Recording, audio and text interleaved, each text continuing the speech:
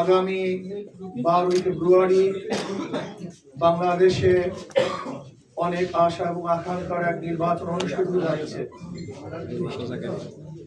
বিগত দিনে মানুষ তাদের ভোট অধিকার প্রয়োগ করতে পারে নাই। বহু আগ্রহ ভরে মানুষ অপেক্ষমান যে আগামী সেই 12 তারিখে প্রত্যেকটা ভোট কেন্দ্রে ইনশাআল্লাহ নিরাপত্তার সাথে তাদের ভোট অধিকার প্রয়োগ করবে। আমি আলহামদুলিল্লাহ বরিশাল 5 এবং 7 থেকে নির্বাচন অংশগ্রহণ করেছে হাত পাকা প্রতীক নিয়ে। আমার আর এক ভাই হযরত মাওলানা মুফতি সৈয়দ আবুল খায়ের সাহেব তিনি বরিশাল 4 আসন থেকে নির্বাচন অংশগ্রহণ করেছেন হাত পাকা প্রতীক নিয়ে। আমি কেন অংশগ্রহণ করেছি?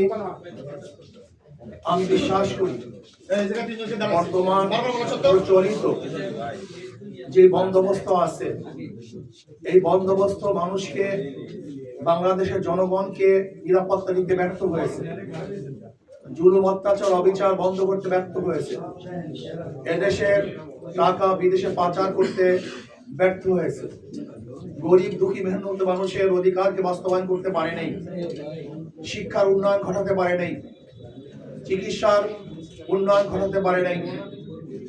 আমাদের দেশের যেইভাবে উন্নয়নের কথা ছিল সেইভাবে উন্নয়ন আমরা করতে পারি নাই।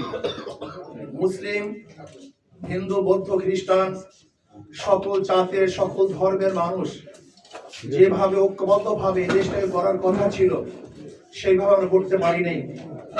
এর জন্য আমি চাই আগামী 12 তারিখে সকল ভোটারগণ হাত পাকা প্রতীকে ভোট দিয়ে বাংলাদেশের অসমাপ্ত কাজগুলিকে ইনশাআল্লাহ পূর্ণ করার ইনশাআল্লাহ প্রত্যয় গ্রহণ করবে এবং আল্লাহর জমিন আল্লাহর হুকুমত কায়েম করে প্রত্যেকটা মানুষের অধিকারকে ফিরিয়ে দেওয়ার জন্য আমি সমস্ত ভোটারদেরকে আহ্বান রাখবো। যদি কোরআন ও সুন্নাহর আইন বাস্তবায়ন করতে পারি তাহলে সাম্য, মানবিক মর্যাদা, সামাজিক ন্যায় বিচার প্রতিষ্ঠিত হবে, প্রত্যেকটা মানুষ অধিকার পাবে। শুধু তাই নয়, আমি শুধু প্রশাসনের যে ঢিলা ঢালা অবস্থা তাতে এক সুষ্ঠু নিরপেক্ষ গ্রহণযোগ্য নির্বাচন দিতে পারবে কি না জনগণ সন্দেহ করছে। এর জন্য আমি বলবো কোন অবস্থাতেই যেন কোনো দিকে ঝুঁকে না যায় এবং দখলদারি, জোর, কালো টাকার ব্যবহার যেন কোনো অবস্থাতেই নির্বাচনে না হয়। আমি সাংবাদিক বন্ধুদেরকে বলবো, আপনারা জাতির বিবেক, আপনারা যদি ইনশাআল্লাহ বস্তুনিষ্ঠ সংবাদ পরিবেশন করেন এবং জাতির প্রত্যেকটা প্রকৃত অবস্থা যদি তুলে ধরেন তাহলে ইনশাআল্লাহ এ দেশ সঠিক পথে চলতে বাধ্য। আমরা কোনো অবস্থাতেই বিপথে যাওয়ার কোনো সুযোগ থাকবে না যদি আপনারা সঠিকভাবে আমাদেরকে পরিচালনা করেন। কিন্তু আপনারা যদি ন্যায়, নিষ্ঠা এবং বস্তুনিষ্ঠ সংবাদ পরিবেশন না করেন তাহলে জাতি গুমরাহির দিকে যাবে, অন্ধকারের দিকে যাবে। সেই জাতিকে কেউ আসলে অন্ধকার থেকে বাঁচাতে পারবে না। এর জন্য আসুন আগামী জাতীয় নির্বাচন, গুরুত্বপূর্ণ নির্বাচন, পুরানো বন্দোবস্তের পরিবর্তন করে নতুন এক বন্দোবস্ত প্রণয়ন করা নির্বাচন।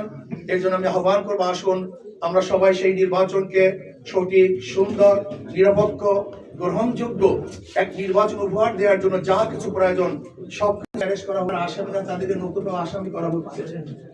যেমন ধরে নেন, আমার একজন কর্মীকে যদি বলে সে কোনো অবস্থাতেই পূর্তির বরাদ্দ হওয়ার পরে যাদের বিরুদ্ধে কেস নাই